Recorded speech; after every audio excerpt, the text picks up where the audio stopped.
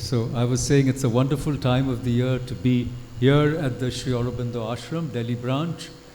As you know, it was Sri Aurobindo's birthday yesterday, also India's birthday, a couple of days earlier, Chachaji's birthday, and about a month back, Tara Didi's 90th birthday. And I have a sense of joy and gratitude that we are here in this beautiful place, thanks to the mother's blessings, thanks to Sri Aurobindo's blessings, thanks to Chachaji's sacrifice, vision, thanks to Tara Didi, her 50th year here with us. And I certainly feel a great sense of privilege and honor and joy to be with all of you. And especially to talk about music, the music of life, no less. And this is a topic that was suggested to me by Dr. Bijlani. He said, Makarand, you have to speak on the music of life in the light of Sri Aurobindo. Now, it's such a vast topic, as you can understand, and I'm going to try to encapsulate it, in a few points. And, I've been a lifelong learner, a lifelong teacher. And one of the things I think a good teacher does is to give a one-line or two-line summary of what they want to say. I don't know if you agree with me, there are many other teachers here. Dr. Bijlani ji is also a great teacher. He was the head of department of pathology at All India Institute of Medical Sciences. A very young professor, at 38 he became a full professor, which is a unique achievement. So there are many pedagogical styles, and I don't know if he'll agree with me or the other teachers in MIS will agree. But you have to explain your main point, your main message or whatever you want to convey, the gist, maybe in a sentence or two. So I want to start with that. I think that, there are two kinds of music, There is the, music that we hear ordinarily, what we consider music or sangeet. And then there is the music of life itself, okay? And then beyond that, there is the music of the spheres. I don't know if you've heard of this. In medieval times, they used to have this concept of the music of the spheres. And Plato first talked about it in the Western tradition. Of course, in India, we had, we had an even more profound notion, I think. But the point I'm trying to make is that these three types of music, okay, the music that we normally hear, then the music of life itself, and then the music of the spheres, that is the heavenly music, which some people call the anahat nad. That is, it is not a sound you can hear with your ordinary ears, okay? It is that deep sound, maybe the sound of silence itself, because perhaps all sound comes from silence, So if these three types of music are aligned, then I think our life's goal can be accomplished. This is what I'm trying to say, okay? And actually this is summed up in the great Gayatri mantra itself, because there are the three realms. The realms, the Bhur, Bhuva, Swaha, right? So Bhur is this earthly realm, and then the intermediate realm, you might call it the overmind, if you want to use Sri Aurobindo's terminology. And then there's the higher world of the Swa, or the Swar, or the Saurya, which is the world of the Surya itself, okay? So, and Sri Aurobindo helps us link up all this, which I'm going to try to explain. But this is the summary. So if these three realms are aligned, I think our lives can be beautiful, And I think that's what we are all here for. And I heard your experiences, your sharings, the music. And I think we all want to find that joy and beauty of life. Am I right? Yeah? We are looking for that bliss. We are looking for that secret which will help us accomplish, why we have chosen this human body, why we are here. So let me, without further ado, I want to start by something that one of the disciples asked Sri Aurobindo when they heard mother's music, So, as an aside, every great spiritual tradition has produced a wonderful musical tradition as well. So there's Rabindra Sangeet, we love it, you know, and if you go to the Ramakrishna Mission, they also have a lot of music. And now Sri Aurobindo and the mother, there's a lot of music associated with Sri Aurobindo and the mother, right? So every spiritual tradition seems to also produce music or some form of what I would call Nada Brahman, you know. If you go to Ramana Ashram, again they have a Parayan every morning. There is a musical offering, there is chanting. So we have to think, why is it that all spiritual movements, all spiritual aspiration or sadhana also produces music, you know? And you can give any number of examples. There's the Gurbani. If you go to a Gurdwara, you'll hear the Gurbani. So it's something very deep. So anyhow, one of the disciples asked Sri Aurobindo, why does my mind become so full of joy listening to the mother's music? Today, while listening to her play, my mind, my heart, my whole consciousness became full of peace and joy, and then went high up somewhere.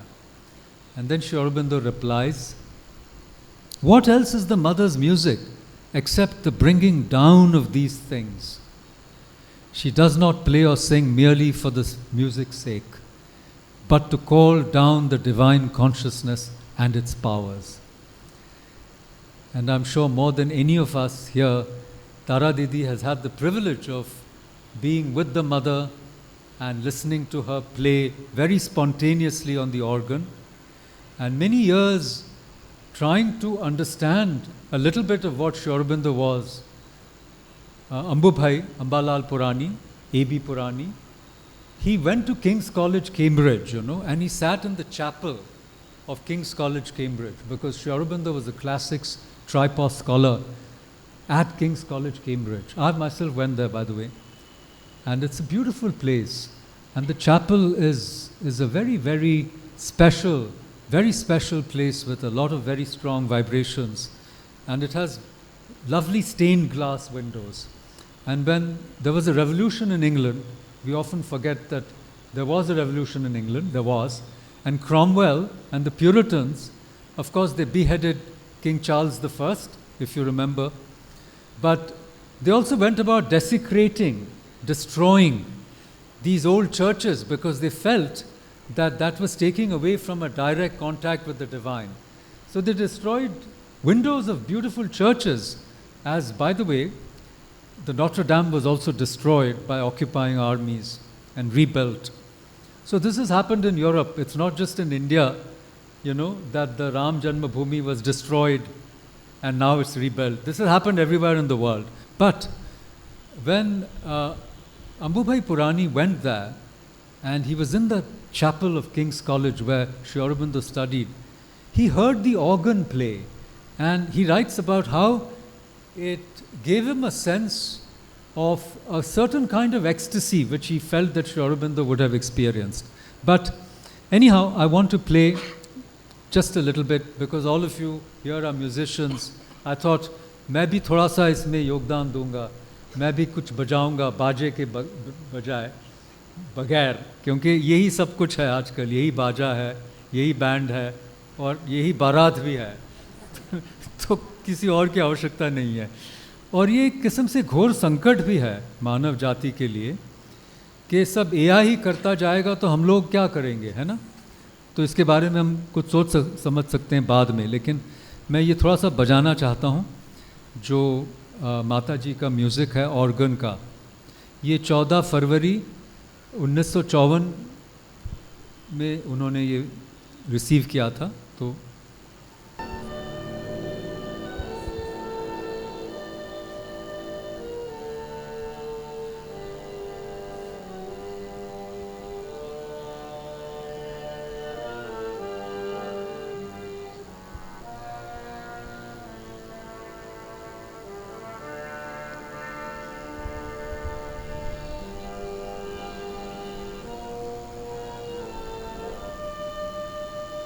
So I wanted to, as it were, begin with the mother's music to understand how important music is in sadhana. because we are all sadhaks, whether we know it or not. Because Sri Aurobindo says all life is yoga. So even when you're not doing sadhana, you're still doing sadhana. You know, you can't get away from it, as it were. And again, as Sri Aurobindo said in the Life Divine, all human problems, as you know, or all problems, not just human, but you know, all problems of existence, Sri Aurobindo said, are essentially problems of harmony. And it is music that brings about harmony.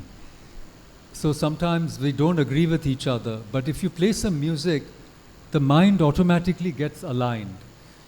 So sometimes music is a very individualistic pursuit. You know, let's say the singer, especially in Indian music is not based so much on harmony, but on improvisation and melody. So an individual singer, great singers like Kishori Amonkar, you know, or you know, Bade Ghulam Ali Khan, you know, or Ustad Alauddin Khan Saab. So when they play the sitar, or when Kishori Amonkar sings, there's something that happens to you, you know, the kind of spirit seems to go straight towards the divine. And that is why they say that nadopasana, that is the upasana through nada, nada means music, is the highest form, or is the easiest form of trying to attain the divine. But when you go into it deeper, you realize that it is not necessarily that we are trying to reach the divine through music, but that music itself is the divine. And this the ancient Vedic seers knew. And that is why you have the Rig Veda, right, which is full of riks. And it has normally, according to Shiksha, Shiksha means there are the, you know, all these Vedangas. You know, Vedangas are used to try to understand the Vedas. And Vedangas include Vyakrana, Shiksha, Jyotish, and so forth. But the Vedanga called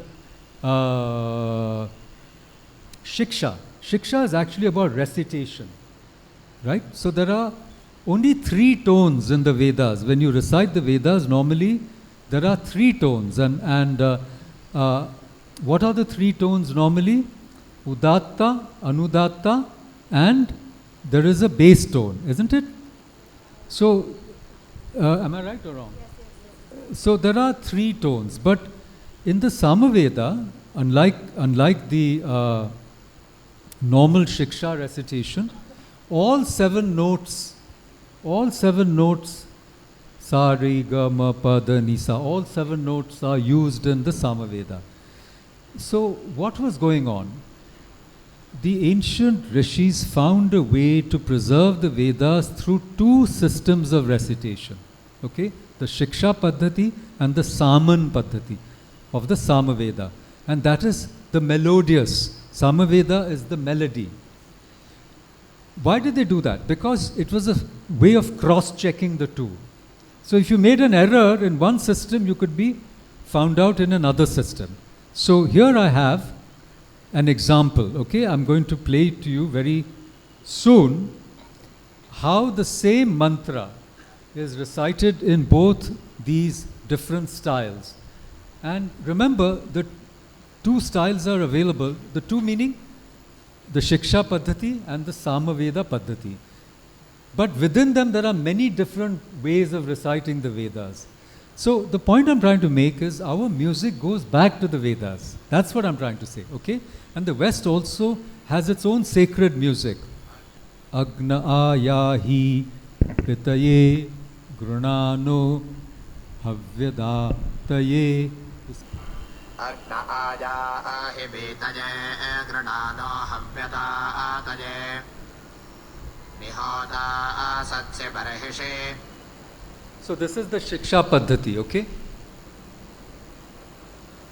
Now listen to the same verse in the Sama Veda tradition. Ognai ayahi boido yai o yai granano ha vyadado yai.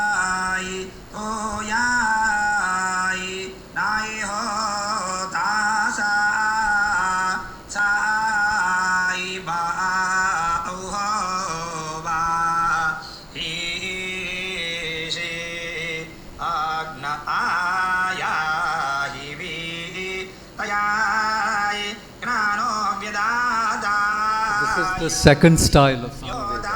Satsi Barahayishi Barahayisha Ohova Barishi. So this is the third one. Yahi Vahitayayi Grano Vyadadaye Nihodasa Aiba Aisho. So you see how deep our understanding, our exploration, and our engagement with music has been in India, going back to thousands of years, because we don't know how far back these methodologies of trying to divinize ourselves, spiritualize ourselves, go back. They go back, as I said, thousands of years. But you know, all religious traditions have musical traditions. There are the Gregorian chants among the Christians, and in the Islamic tradition, although one school considers music haram, another school considers music to be divine. And going back to the prophet Dawood, Dawood is David. If you know your Old Testament, there was a very famous prophet who was also king, David, okay? Who was related to Solomon, I think, who's called Suleiman in the Islamic tradition. So all music comes from David, according to the Islamic traditions. And that is why you have qawwalis. Qawwalis are a way to again reach the divine through music, right? So this nadopasana, as I said, the worship of the divine through music is universal. And Buddhists have chants, and I know that His Holiness the Dalai Lama, he used to organize a festival of divine music, religious music, okay, where different traditions came and they offered their own worship through music, okay. Now let's also understand a little bit of what Sri Aurobindo and the mother had to say about music and the role of music, okay, in sadhana. So I've got a few quotations that I wanted to share with you here. For example, the mother says, the role of music lies in helping the consciousness uplift itself towards the spiritual heights. And in her case, so in other words, for most of us, you know, we have to ascend to the higher realms. But in the case of the mother and Sri Aurobindo, they were trying to bring down the higher realms of consciousness. So that's why the mother's music was not an ascension so much as a descent. And so somebody asked Sri Aurobindo, how are you supposed to listen to the mother, you know, when the music is being played? And he said that, you know, you have to be perfectly silent. You have to completely silence the mind in order to receive, because it's a blessing. When the mother used to play, it's like a blessing. Now, one of the amazing things about the Aurobindonian framework, as you all know the framework, I already mentioned the 3 levels that were there going back to the Vedas. And then some people say the 3 levels become the 5 levels, you know, the physical, the vital, the mental, the psychic, and the spiritual. And then some say that the 5 levels become the 7 levels, like the 7 chakras, right? So you start with the Mooladhara, and then, you know, with the help of music, the vibrations, the spirit, you know, which some people call the Kundalini, which is sleeping, that can be awakened, and it rises through the chakras till you come into your full force and power, which is really when you know who you are, okay? Because in our tradition, you're not apart from the divine. The Mahavakyas of the Upanishads tell you that, you know, Tattvamasi, Aham Brahmasmi, Ayam Atma Brahma, and Prajnanam Brahma. These are the supposedly the 4 Mahavakyas. And all of them are saying the same thing, that the divine is not apart from you, but you are the divine. You are a part of the divine. And whatever metaphor you want to use, spark and flame, or whatever metaphor, or soul in progress, the underlying truth is that the divine is not something separate from us, right? Nor is the divine separate from all this life. Every aspect of life, including our physical existence, is imbued with the divine. And that is what Sri Aurobindo is also teaching us. And that is what the Ishavasya Upanishad says. There is no part, there is no place in this entire universe where the divine is not. So, Prahlad was asked by Hiranyakashipu, is your God in the pillar? And he says, yes, he's also in the pillar. Of course, it was a miracle. We are not Prahlads, we are very ordinary people. But if someone were to ask you, is the divine in the mic? You have to say yes. Is the divine in your throat? Yes. Is it in your heart? Yes. Is it in your musical instrument? Yes. Is it in the tabla? Yes. Is it in that watch? You have to keep the time? Yes. Because everybody is hungry and you're all looking forward to a good prasad today. Yes. So everything is divine. Food is also divine. And I'm not saying it, the Vedas are saying it. So basically, music is one way to see that divinity, because everything is vibrating to a different frequency. Okay, so we are vibrating, obviously. So when you sing, I feel moved, right? But don't think only I feel moved. If you play Mozart, okay, when you're milking a cow, they give more milk. It has been proven. Mozart is supposed to be very good for that. And if you play music, they say the trees grow better. That's why the trees grow so well in the ashram. Chachaji used to love trees. And he said, this tree is lonely. So he would make a creeper grow around the tree. He wanted the trees also to be in yoga. Yoga means the joining, yugal. Okay? So we all are also looking for our ideal partners, right? But even a stone is looking for a partner. That's why the linga is always in the yoni. So even a stone is vibrating to music. Please remember, the wood is vibrating. Everything has a frequency. And that is why it's called the dance of Shiva. There's a book by that title. In other words, that you have Shabda Brahman. In the Vedas, you have the idea of Shabda Brahman. That is, that creation comes from sound. Shabda means sound. It just doesn't mean the word. But it also means the word, akshara. Why do they say akshara? It cannot be destroyed. Sound cannot be destroyed. It is eternal. So when you utter a word, suppose you say, Sri Aurobindo Sharanam Mama. It's eternal. It will never die. You see, उसकी गूंज हमेशा हमेशा के लिए रहती है. इसलिए शब्दों का प्रयोग बहुत सावधानी से करें, क्योंकि इसीलिए हमें कहा जाता है कि अप्रिय मत कहें. सत्य बोलें मगर उसको अप्रिय मत कहें, क्योंकि किसी का दिल मत दुखाइए, है ना. क्योंकि शब्द में बहुत शक्ति है, बहुत ताकत है. लेकिन वेदों में शब्द का मतलब उससे भी आगे जाता है, क्योंकि शब्द का अर्थ है परावाक, जो हमें इस लोक से उस लोक तक पहुंचाती है.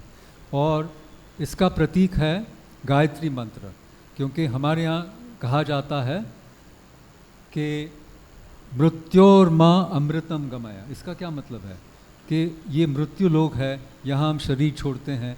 हालांकि श्री अरविंद और माता जी के योग में इसको भी मानते हैं कि ये जो मृत्यु लोक है, इसको भी परिवर्तित हम लोग कर सकते हैं, कि मृत्यु भी एक वो अनिवार्य चीज़ नहीं है.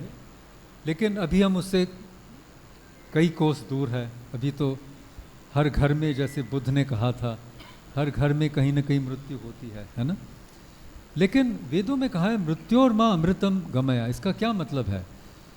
तो इसका मतलब ये नहीं है, जो मैंने समझा है, कि इसी शरीर में हम अमरत्व प्राप्त करें, लेकिन हम शरीर भी बदल सकते हैं. ये गीता में कहा है, वासांसी जीर्णानी यथा विधाय, है ना.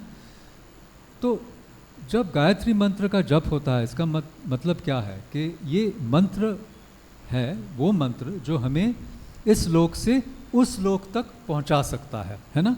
तो हम क्यों नहीं हम कुछ पढ़ें जो श्री अरविंद ने कहा था इसके बारे में. I will read a couple of things that Sri Aurobindo wrote. And he said, music goes nearest to the infinite and the essence of things because it relies on the most ethereal vehicle, shabda, sound.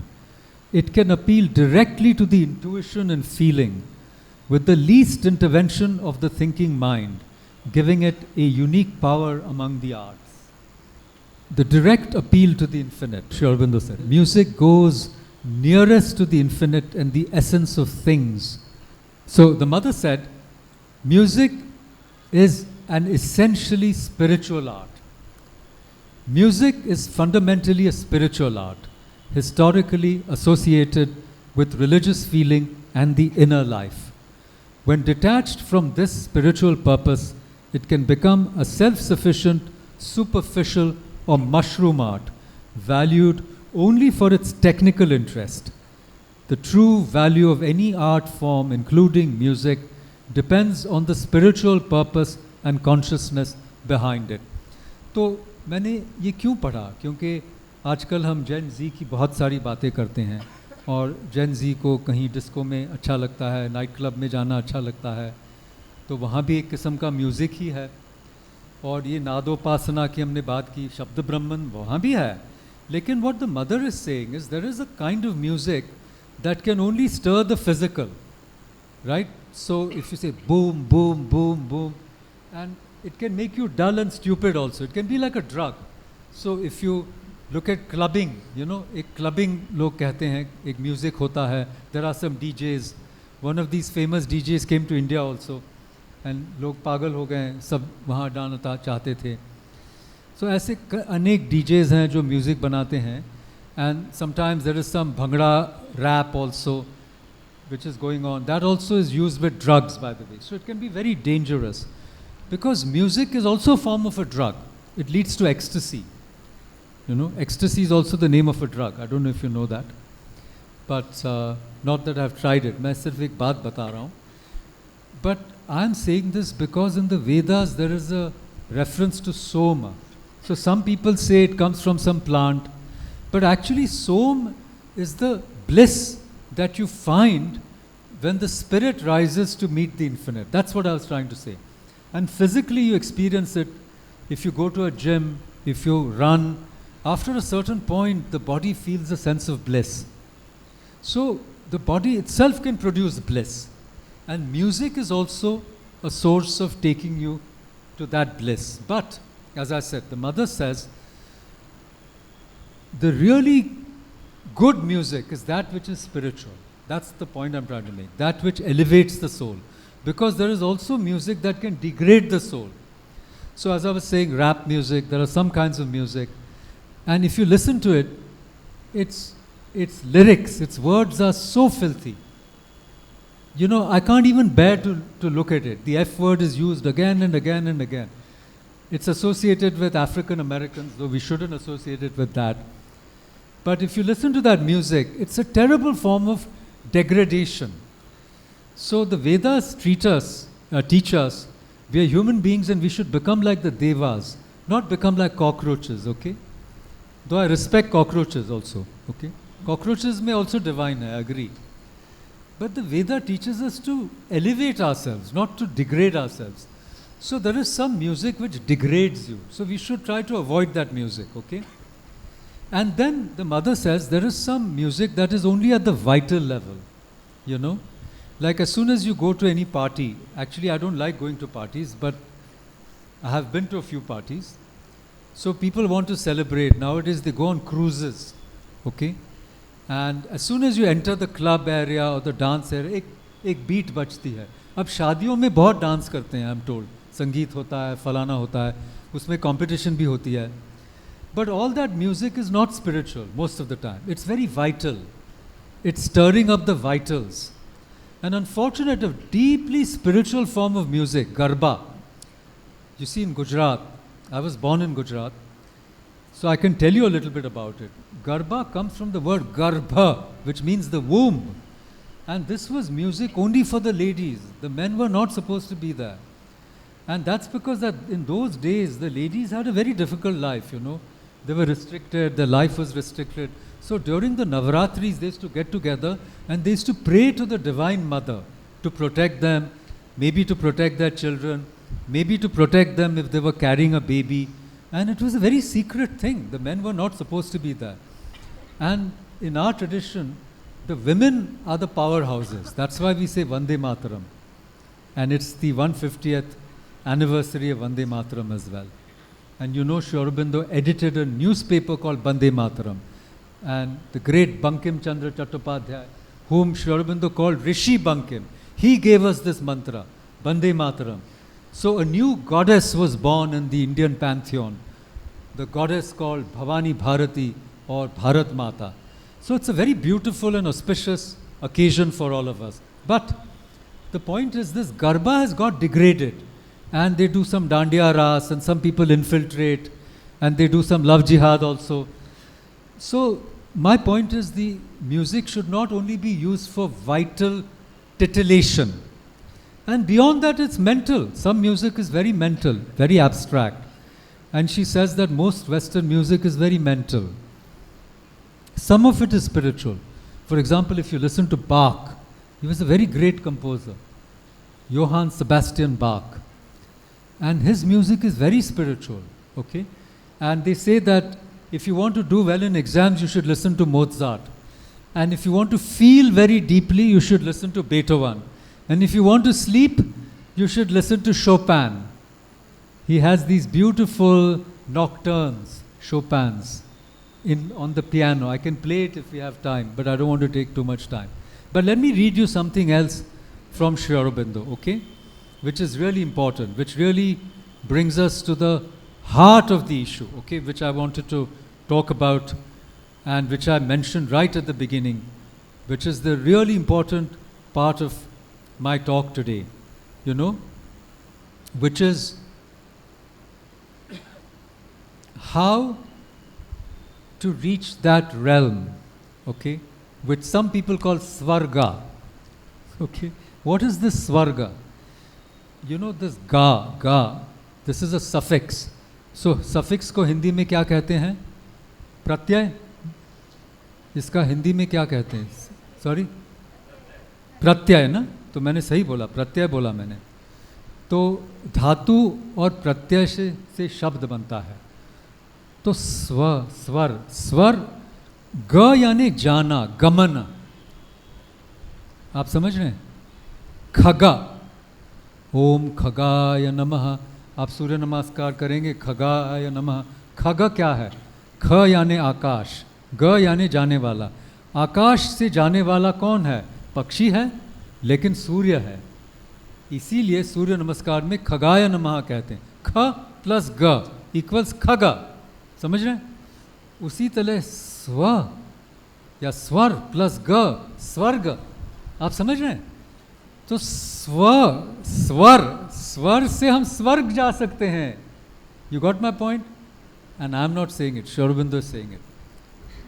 Listen to the secret of the Veda. Sometimes it is the finding of Surya. Sometimes the finding or conquest of Swar. The world of Surya, Sayana indeed, takes the word Swar as a synonym of Surya. स्वर और सूर्य ये प्रत्ययवाची शब्द है. ये सायण कहते हैं, जिन्होंने एक बहुत बड़ी कमेंट्री लिखी वेदों पर. विद्यारण्य के भाई कहलाते हैं विजयनगर एम्पायर के समय. स्वर और सूर्य, इसलिए हम सौर कहते हैं, सौर ऊर्जा. ये स्वर की ऊर्जा है. यानी स्वर वो नहीं है जो हम समझते हैं. स्वर है वो परावाक. खैर सुनिए श्री अरविंद क्या कहते हैं. Sayana indeed takes the word swar as a synonym of Surya, but it is perfectly clear from several passages that swar is the name of a world of supreme heaven, Svarga, supreme heaven above the ordinary heaven and earth.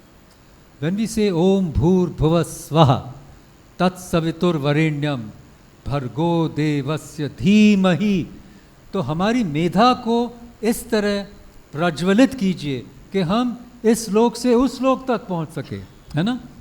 सो स्वर is the name of a world of supreme heaven above the ordinary heaven and earth. And music can take us there. In the first passage, we see that Swar and Surya are different from each other, and that Swar is not merely another name for Surya, but at the same time, the finding of Swar and the finding of Surya are represented as closely connected and indeed one movement. And the result is the slaying of all darkness and limitations. The souls successful in sacrifice become Swaradras and Swaradvid, seers of Swara and finders of Swara, or its knowers. For Vid, Dhatu, Vid से वेद आता है. Vid यानी knowledge. Okay? So Sri Aurobindo is explaining to us that those who find Swar can also find that highest heaven beyond the ordinary earth and the ordinary heaven. Okay? For Vid is a root which both means to find or get and to know, and in one or two passages the less ambiguous root Jna is substituted for it, and the Veda even speaks of making the light known out of the darkness. Okay? Tamaso ma Jyotirgamaya. So Swar can do all of that. Okay? And Asato ma Sadgamaya. So if you want the music of life, you have to find that secret of harmony, right?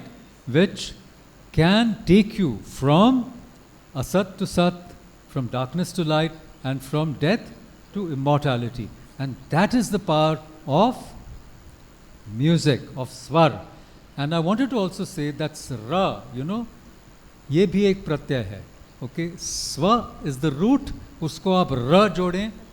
र से रजत भी आता है, rajas. It means to shine. Okay, so ultimately ये स्वप्रकाश ही है. स्वर और कुछ नहीं है.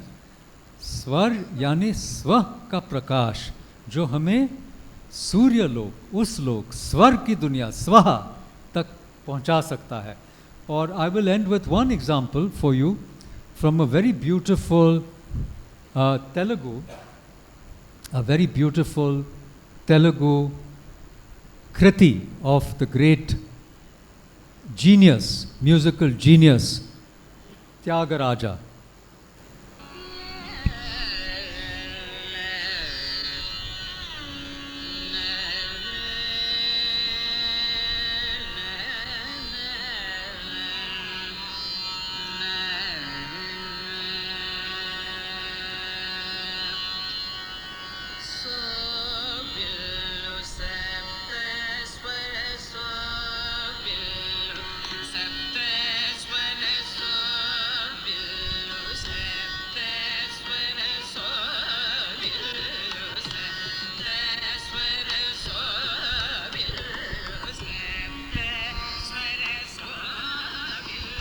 So this is rendered by the great M.S. Subbalakshmi.